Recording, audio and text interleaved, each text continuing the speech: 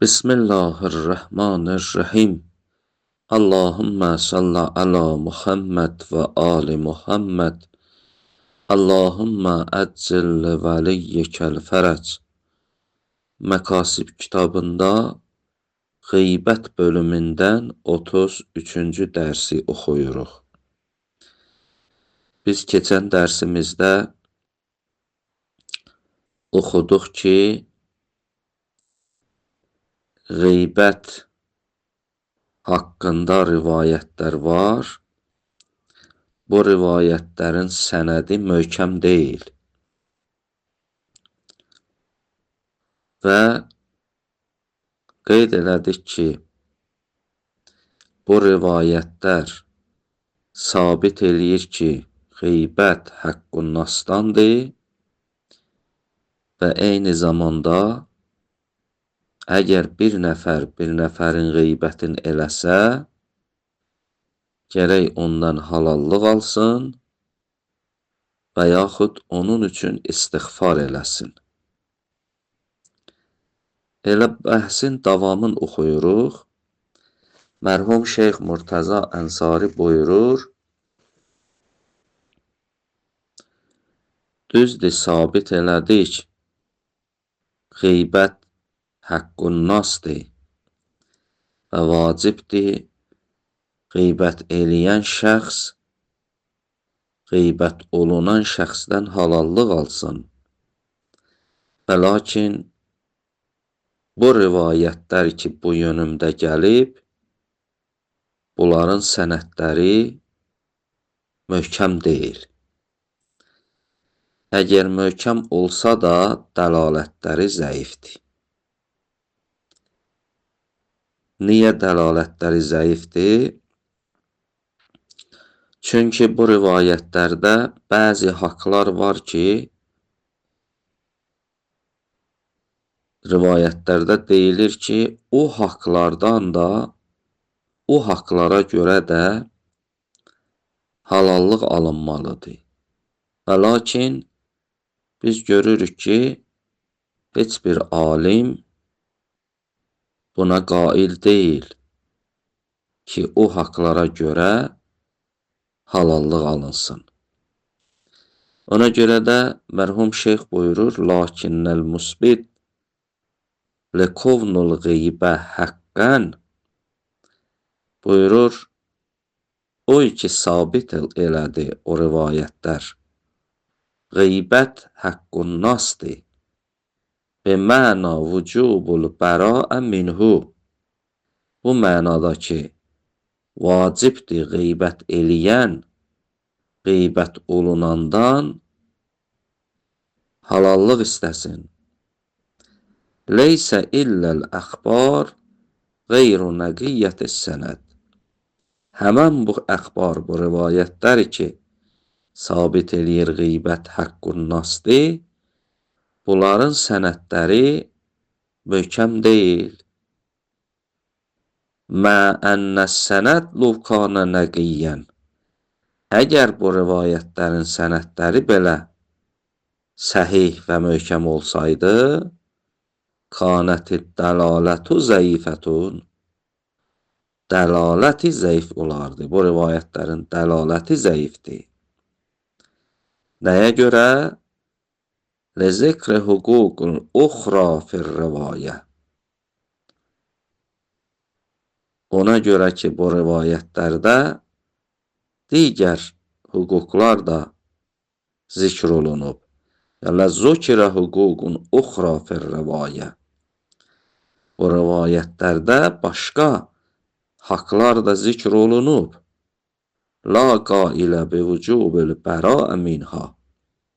Amma heç bir amilim qail deyil ki, həmən hüquqlardan insan özünü bəri eləsin, halallıq istəsin. Biz indi deyəsən ki, axı rivayətdə oxuduq, qiyamət günündə hökm olunar.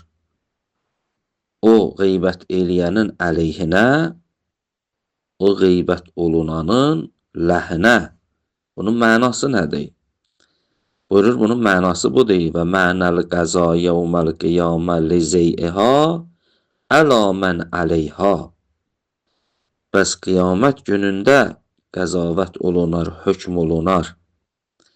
O qeybət eləyənin əleyhinə, o qeybət olunmuşun ləhinə. Mənası budur ki, əl-muamələtu məhu muamələtu mən ləm yurra'i hüquqəl mümin. Qiyamət günündə mənası budur ki, bununla bir muamələ olunar, bir haqqı hesab olunar ki, o şəxs ki, müminin hüquqlarına riayət eləməyib, o şəxsin hesabı kimi. Ləl iqab əleyha. Da ona iqab olunmaz, ona əzab əziyyət olunmaz. Kəma la yəxva əla mən, necə ki, bu sözümüz, bu məna məxfi olmaz o şəxsə ki, la həzəl hüquq səlasin əl-məzkurə fir rivayətil kəracəki. Necə ki, 30 dənə haqqı ki, zikr olundu o Kəracəkinin rivayətində, əgər o haqqlara riayət eləməyən insan olsa, onun hökmü nəcür olacaq? Onu mülahizə eləyəndə bu şəxsə məlum olar ki, qeybət eləyən də, qeybət olunanın da arasında belə bir müamilə olacaq. Fəl-qovlu bi ədəmi kovnihi haqqan lillas bi məna vücubul bəraə nəzirul hüququl maliyyə la yaxlu ən quvvətin. Mərhum şeyx buyurur, düzdür, bu qeybət haqqunnas olmağı sabit də olsa belə, amma bu hüquq-i maliyyə kimi deyil. Yəni necə bir nəfərin malın yesə, orada vacibdir o şəxs o malı qaytarsın və halallıq alsın. Bu qeybət onun kimi deyil. Yəni onun kimi olmamaqlığı la yaxlu ən quvvətin. Quvvədən xali deyil. Və in kanəl ehtiyat fi xilafihi. Baxmayaraq ehtiyat bunun xilafıdır. Yəni ehtiyat budur ki, qeybət eləyən, qeybət olunandan halallıq alsın. Bəl la yaxlu ən qurbin. Bəlkə daha yaxın budur. Yəni halallıq alsın.